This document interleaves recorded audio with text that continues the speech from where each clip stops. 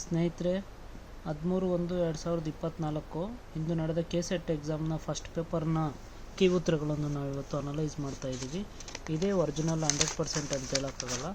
ಒಂದು ರೇಂಜ್ಗೆ ನಾವು ಬಲ್ಲ ಮೂಲಗಳಿಂದ ಕರೆಕ್ಟ್ ಆನ್ಸರ್ನ ಫೈಂಡ್ ಔಟ್ ಮಾಡಿ ನಿಮಗೆ ತೋರಿಸ್ತಾ ಇದ್ದೀವಿ.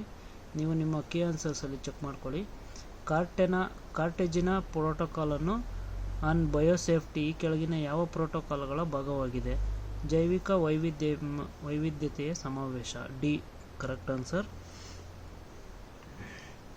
ಪ್ರತಿಪಾದನೆ ಮತ್ತು ಕಾರಣಗಳನ್ನು ನೋಡಿ. ನದಿಗಳಿಗಿಂತ ಸರೋವರಗಳು ಮಾಲಿನ್ಯಕ್ಕೆ ಹೆಚ್ಚು ಒಳಗಾಗುತ್ತವೆ ಎಂದು ಪರಿಗಣಿಸಲಾಗಿದೆ. ಕೆರೆಗಳಲ್ಲಿನ ನೀರನ್ನು ಬದಲಾಯಿಸಲು ದಶಕಗಳಲ್ಲಿ ಬೇಕಾಗಬಹುದು. ಎರಡು ಕರೆಕ್ಟ್ ಆನ್ಸರ್ ಇದೆ. A correct answer. ಇದು ಬಿನೂ ಆಗ್ಬೋದು, ಚಾನ್ಸಸ್ ಇದೆ. ನೋಡೋಣ ಕೀ ಆನ್ಸರ್ಸ್ ಬಂದಮೇಲೆ. ನೆಕ್ಸ್ಟು, ಹಸಿರು ಮನೆ ಅನಿಲವಾದ ಮೀಥೇನ್ ಇಲ್ಲಿಂದ ಹೊರಸೂಸುತ್ತದೆ. ಅದು ಕರೆಕ್ಟ್ ಆನ್ಸರು. ಸಿ 1 ಮತ್ತು 3 ಭೂಕುಸಿತ ಮತ್ತು ಜೌಗು ಪ್ರದೇಶಗಳು. ಆಮೇಲೆ ಹಿಸ್ಟೋಸೋಲು, ಆಂಡಿಸೋಲ್ಸು, ಗೆಲಿಸೋಲ್ಸು, ಆರ್ಡಿಸೋಲ್ಸ್ಟು. ಇದರಲ್ಲಿ ನೋಡ್ಕೊಳ್ಳಿ, ಡೈರೆಕ್ಟ್ ಹೋಗ್ತಾ ಇದ್ದೀವಿ ನಾವು. ಎ ಕರೆಕ್ಟ್ ಆನ್ಸರ್ ಇದೆ. ಕೆಳಗಿನಗಳು ಯಾವುದು ಸರಿಯಾದ ಹೊಂದಾಣಿಕೆಯಾಗುತ್ತಿಲ್ಲ. ಇದರಲ್ಲಿ ನೋಡಿ, ಪರಿಸರ ವಿಜ್ಞಾನ ಕೇಂದ್ರ ಬೆಂಗಳೂರು ಇದೆಲ್ಲ ಕರೆಕ್ಟಾಗಿದೆ. Indian Institute of Forest Management Kolkata ಇದು ರಾಂಗ್ ಇದೆ. ಒಂದಿಗೆ ಹೊಂದಾಣಿಕೆ ಆಗಲ್ಲ, ಇದು ಅಲ್ಲಿಲ್ಲ, ಅದು ರಾಂಗ್ ಇದೆ. ನೆಕ್ಸ್ಟ್ ಕ್ವಶನ್ ಹೋಗೋಣ. ಯಾವ ಪ್ರಾಚೀನ ಕಲಿಕೆಯ ಕೇಂದ್ರವನ್ನು ಪ್ರಪಂಚದ ಮೊದಲ ವಿಶ್ವವಿದ್ಯಾನಿಲಯವೆಂದು ಪರಿಗಣಿಸಲಾಗುತ್ತದೆ? ಇಂದಿನ ಬಿಹಾರದಲ್ಲಿದೆ. ಅದು ಬಿಹಾರದಲ್ಲಿರೋದು ನಳಂದ, ಅದು ಪ್ರಾಚೀನ ಕಾಲದ್ದು. ತಕ್ಷಶಿಲಾ ಅನ್ನೋದು ಬರುತ್ತೆ, ಅದು ಪಾಕಿಸ್ತಾನದಲ್ಲಿದೆ. ಅವ್ರು ಕೇಳಿರೋದು ಭಾರತ, ಅದಕ್ಕೆ ಬಿಹಾರದಲ್ಲಿದೆ. ಅದು ನಳಂದ, ಅದು ಕರೆಕ್ಟ್ ಇದೆ. ಭಾರತದಲ್ಲಿ ಪೌರಾತ್ಯ ಓರಿಯೆಂಟಲ್ ಕಲಿಕೆಯ ಕಾರ್ಯಕ್ರಮಗಳ ಪ್ರಾಥಮಿಕ ಗಮನ ಯಾವುದು? ಅಂತರಶಿಸ್ತೀಯ ಅಧ್ಯಯನ ಉತ್ತೇಜಿಸುವುದು. C correct answer. ಕೆಳಗಿನವುಗಳಲ್ಲಿ ಯಾವುದು ಉನ್ನತ ಶಿಕ್ಷಣದ ಸ್ವತಂತ್ರ ಸಂಸ್ಥೆಯಾಗಿರಲಾರದು? ನರ್ಸಿಂಗ್ ಶಾಲೆಗಳು ಸ್ವತಂತ್ರ ಅಲ್ಲ, ಇನ್ನೆಲ್ಲನೂ ಸ್ವತಂತ್ರ ಶಾಲೆಗಳು. ವಿವಿಧ ವಿಶ್ವವಿದ್ಯಾನಿಲಯಗಳೊಂದಿಗೆ ಕಲಿಕೆಯ ಸಂಪನ್ಮೂಲಗಳನ್ನು ಹಂಚಿಕೊಳ್ಳುವ ವಿಶ್ವವಿದ್ಯಾನಿಲಯವನ್ನು ಹೀಗೆ ವಿವರಿಸಬಹುದು. ಅಂಗಸಂಸ್ಥೆ ವಿಶ್ವವಿದ್ಯಾನಿಲಯ. ನ್ಯಾಕ್ ಎನ್ನುವುದು ಮಾನ್ಯತೆ ನೀಡುವ ಸಂಸ್ಥೆ ಅಲ್ಲ, ಅಂಗಸಂಸ್ಥೆ. ಇದು ಗುರುತಿಸುವ ಸಂಸ್ಥೆ, ಮಾನ್ಯತೆ ನೀಡುವ ಸಂಸ್ಥೆ, ಲೆಕ್ಕ ಪರಿಶೋಧನಾ ಸಂಸ್ಥೆ ಅಂತ ಕೇಳಿದ್ದಾರೆ. ಕರೆಕ್ಟ್ ಆನ್ಸರ್ ಸಿ ಅಂಗಸಂಸ್ಥೆ. 11th, ಕೆಳಗಿನವುಗಳು ಪರಿಣಾಮಕಾರಿ ಬೋಧನೆಗೆ ಮುಖ್ಯವಾದ ಶಿಷ್ಯ ಕಲಿಕೆಯ 3 ಮುಖ್ಯ ಅಂಶಗಳ ಸಂಯೋಜನೆಯನ್ನು ಗುರುತಿಸಿ. ಇದಕ್ಕೆ ಡಿ ಕರೆಕ್ಟ್ ಆನ್ಸರು. ಭಾರತದಲ್ಲಿ ಶಿಕ್ಷಕರ ವೃತ್ತಿಪರ ಬೆಳವಣಿಗೆಗೆ ನೇರವಾಗಿ ಕಾರಣವಾಗಿರುವ ಸಂಸ್ಥೆಯನ್ನು ಗುರುತಿಸಿ. ಇದಕ್ಕೆ ಕರೆಕ್ಟ್ ಆನ್ಸರ್ TLC ಅಂತ. 13th, ಈ ಕೆಳಗಿನ ಯಾವುದು ಸ್ವಯಂಪ್ರಭಾದ ಲಕ್ಷಣವಲ್ಲ? ಮೂಕ್ ಅನ್ನೋದು ಅದರ ಲಕ್ಷಣ ಅಲ್ಲ. ಅದೊಂದು DTH ಚಾನಲು 24/7 ವರ್ಕ್ ಮಾಡುತ್ತೆ, ಅದೆಲ್ಲ ಕರೆಕ್ಟ್ ಇದೆ. D is A correct answer ಆ ಕ್ವಶನ್ಗೆ. ಶಿಕ್ಷಕರು ಸ್ವಯಂ ಮೌಲ್ಯಮಾಪನವನ್ನು ನಡೆಸುತ್ತಾನೆ. ಇದಕ್ಕೆ ಕರೆಕ್ಟ್ ಆನ್ಸರು ಪ್ರತಿಫಲಿತ ಬೋಧನೆ. ಡಿ. 15th, ಉನ್ನತ ಶಿಕ್ಷಣದಲ್ಲಿ ಆಯ್ಕೆ ಆಧಾರಿತ ಕ್ರೆಡಿಟ್ ಸೆಮಿಸ್ಟರ್ ವ್ಯವಸ್ಥೆಯ ಪ್ರಮುಖ ಉದ್ದೇಶವೇನು ಅಂತ ಕೇಳ್ತಾರೆ. ಇದು ಕರೆಕ್ಟ್ ಆನ್ಸರ್ ಬಂದು ಬಿ. 16ಕ್ಕೆ ಕರೆಕ್ಟ್ ಆನ್ಸರು. ಯಾವ ಹೇಳಿಕೆಯು ಸಕಾರಾತ್ಮಕ ವಿಧಾನವನ್ನು ಉತ್ತಮವಾಗಿ ವಿವರಿಸುತ್ತದೆ? ಅದಕ್ಕೆ ಸಿ ಕರೆಕ್ಟ್ ಆನ್ಸರು.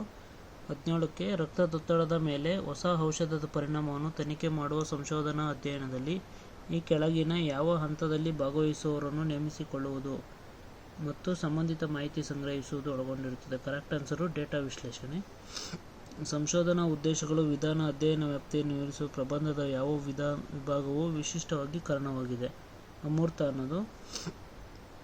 ಸಂಶೋಧನಾ ಪ್ರಬಂಧದಲ್ಲಿ ಉಲ್ಲೇಖಗಳು, ಉದ್ಧೃತಗಳು ಸೇರಿಸುವ ಮುಖ್ಯ ಉದ್ದೇಶವೇನು? B correct answer. ಸಂಶೋಧನೆಯಲ್ಲಿ ಮಾಹಿತಿ ವಿಶ್ಲೇಷಣೆಯನ್ನು ICT ಹೇಗೆ ವರ್ಧಿಸುತ್ತದೆ? ಅದಕ್ಕೆ ಬಿ ಕರೆಕ್ಟ್ ಆನ್ಸರು. ಸ್ವಯಂಚಾಲಿತ ವಿಶ್ಲೇಷಣೆಗಾಗಿ ಸುಧಾರಿತ ಸಂಖ್ಯಾಶಾಸ್ತ್ರೀಯ ಸಾಫ್ಟ್ವೇರ್ ಪ್ರದೇಶ ಒದಗಿಸುವ ಮೂಲಕ. ಓಕೆ, ಪ್ಯಾಸೇಜ್ ಓದ್ಕೊಂಡು ಆನ್ಸರ್ ಮಾಡಬೇಕು. ಇದಕ್ಕೆ 5 ಕ್ವಶನ್ ಇರುತ್ತೆ. ಪ್ಯಾಸೇಜ್ ಆನ್ಸರ್ಸ್ ನೋಡಿ. ಲೇಖಕರ ಪ್ರಕಾರ ವಿದೇಶಿಯರ ಬಗ್ಗೆ ಕಲ್ಪನೆಗಳನ್ನು ರೂಪಿಸುವ ಭಾರತೀಯರಿಗೆ ರೂಪಿಸಲು ಯಾವ ಕಾರಣ ನೆರವಾಯಿತು? ಇಂಗ್ಲಿಷ್ ಸಾಹಿತ್ಯ. 2ನೇದು, ಲೇಖಕರ ಪ್ರಕಾರ ಆ ಕಾಲದ ಶೈಕ್ಷಣಿಕ ವ್ಯವಸ್ಥೆಯಲ್ಲಿ ಏನು ಕೊರತೆ? ವೈವಿಧ್ಯತೆ. ಆಂಗ್ಲರು ನಮ್ಮ ದೇಶಕ್ಕೆ ಸ್ವತಂತ್ರ ಕೊಡುತ್ತಾರೆ, ಇದು ಭಾರತೀಯರ ನಾಯಕರು ಏಕೆ ನಂಬಿದರು? ಅವರು ಪ್ರಪಂಚದಾದ್ಯಂತ ಅನೇಕ ರಾಜಕೀಯ ನಾಯಕರಿಗೆ ಆಶ್ರಯ ನೀಡಿದರು. ಇಂಗ್ಲಿಷರು ಯಾವ ಗುಣ ಲೇಖಕರನ್ನು ಮೆಚ್ಚಿಸಿತು? ಉದಾರತಾ, ಮಾನವತಾವಾದ. ಜಾನ್ ಬ್ರೈಟ್ ಅವರ ಭಾಷಣಗಳಿಂದ ಲೇಖಕರು ಏಕೆ ಪ್ರಭಾವಿತರಾದರು? ಏಕೆಂದರೆ ಅವರ ಭಾಷಣಗಳು ರಾಷ್ಟ್ರೀಯ ಗಡಿಗಳನ್ನು ಮೀರಿ ಪ್ರಸ್ತುತವಾಗಿವೆ. 26 ನೋಡಿ, ಜಾನ್ ಡ್ಯೂಯಿ ಅವರದು. ಹಂಚಿಕೆಯ ಅನುಭವ ಮಾನವ ಉತ್ತಮಗಳಲ್ಲಿ ಶ್ರೇಷ್ಠವಾಗಿದೆ. ಅರಿಸ್ಟಾಟಲು. ಜೆ. ಕೃಷ್ಣಮೂರ್ತಿ. ಪ್ಲೇಟೋ. ಇದು ಕರೆಕ್ಟ್ ಆನ್ಸರು ಸಿ. 27 ಪರಿಣಾಮಕಾರಿ ಸಂವಹನದ ಕೆಳಗಿನ ಯಾವ ಹೇಳಿಕೆಗಳು ಸರಿಯಾಗಿದೆ? ಡಿ 1 ಮತ್ತು 3ನೇದು. ಯಾವ ರೀತಿ ಸಂವಹನವು ತರಗತಿಯಲ್ಲಿ ಸಹಕಾರಿ ಕಲಿಕೆಯನ್ನು ಉತ್ತೇಜಿಸುತ್ತದೆ? ಗುಂಪು ಸಂವಹನ. ಸಿ. ಇವುಗಳಲ್ಲಿ ಕೆಳಗಿನ ಯಾವುದು ಓದುವ ತಂತ್ರವಾಗಿದೆ? ಸ್ಕಿಮ್ಮಿಂಗು. ಹೇಳಿಕೆ ಮತ್ತು ಕಾರಣ ನೋಡಿ, ಬಿ ಬರುತ್ತೆ ಆನ್ಸರು. ಮ್ಯಾಥಮೆಟಿಕಲ್ ರೀಸನ್ಸ್ ಬರುತ್ತೆ, ಅದನ್ನು ನೆಕ್ಸ್ಟ್ ಕ್ಲಾಸಲ್ಲಿ ನಾವು ಯಾವಾಗಲಾದರೂ ತಿಳ್ಕೊಳ್ಳೋಣ. ಇವತ್ತು ನೆಕ್ಸ್ಟು ಪ್ರಶ್ನೆ ನೋಡೋಣ. ಈ ಕೆಳಗಿನ ಸಂಸ್ಥೆಗಳಲ್ಲಿ ಯಾವುದು ಇಂಟರ್ನೆಟ್ IP ವಿಳಾಸ ಹಂಚಿಕೆಗೆ ಸಂಬಂಧಿತ ಡೇಟಾಬೇಸನ್ನು ನಿರ್ವಹಿಸುತ್ತದೆ? Internet Corporation for Names and Numbers. Next 47 internet, intranet, extranet, ಎಥರ್ನೆಟ್ಟು.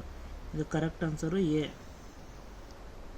48 ನೋಡಿ, ಶೈಕ್ಷಣಿಕ ವಲಯಕ್ಕೆ ಸೇವೆ ಸಲ್ಲಿಸಲು ಪ್ರತ್ಯೇಕವಾಗಿ ನಿರ್ಮಿಸುವ ಮೊದಲ ಭಾರತೀಯ ಉಪಗ್ರಹ ಎಜುಸ್ಯಾಟ್. ಇದಕ್ಕೆ 2004 ಪ್ರಾರಂಭಿಸಲಾಯಿತು. ಅಂದರೆ ಸಿ ಕರೆಕ್ಟ್ ಆನ್ಸರ್. ಹೊಂದಿಸಿ ಬರೆಯಿರಿ ನೋಡಿ. ಇದಕ್ಕೆ ಕರೆಕ್ಟ್ ಆನ್ಸರ್ ಬಂದು ಬಿ ಅಥವಾ ಡಿ ಎರಡಲ್ಲೂ ಯಾವುದರಲ್ಲೂ ಒಂದು ಆಗ್ಬೋದು. ಯಾಕಂದರೆ ದೈಹಿಕ ತರಗತಿ ಆಫ್ಲೈನು ಎಲ್ಲ ನೋಡ್ಕೊಳ್ಳೋಣ ಇನ್ನೊಂದ್ಸರಿ. ಕರೆಕ್ಟ್ ಆನ್ಸರ್ ಬಂದಮೇಲೆ ವೆಬ್ಸೈಟ್ ಡೊಮೇನ್ ಹೆಸರನ್ನು ಉಲ್ಲೇಖಿಸುವ ಪರ್ಯಾಯ ಪದ ಯೂನಿಫಾರ್ಮ್ ರಿಸೋರ್ಸ್ ಲೊಕೇಟರ್ URL ಅಂತ. ಓಕೆ ಸ್ನೇಹಿತರೆ, ನಿಮ್ಮ ಕ್ವಶನ್ ಪೇಪರ್ ಓಪನ್ ಮಾಡಿ ಯಾವ್ದು ಕರೆಕ್ಟ್ ಇದೆ ಸ್ವಲ್ಪ ಚೆಕ್ ಮಾಡಿಕೊಂಡು ಈಗಲೇ ಸ್ವಲ್ಪ ಅಂದಾಜು ಮಾಡ್ಕೊಳ್ಳಿ ಎಷ್ಟು ಮಾರ್ಕ್ಸ್ ಬರ್ಬೋದು ಅಂತ. ಕಮೆಂಟ್ ಮಾಡಿ ಸ್ನೇಹಿತರೆ, ನಿಮ್ಗೆ ಯಾವುದಾದ್ರೂ ಇದರಲ್ಲಿ ಸರಿ ಅನಿಸಿದ್ರೆ.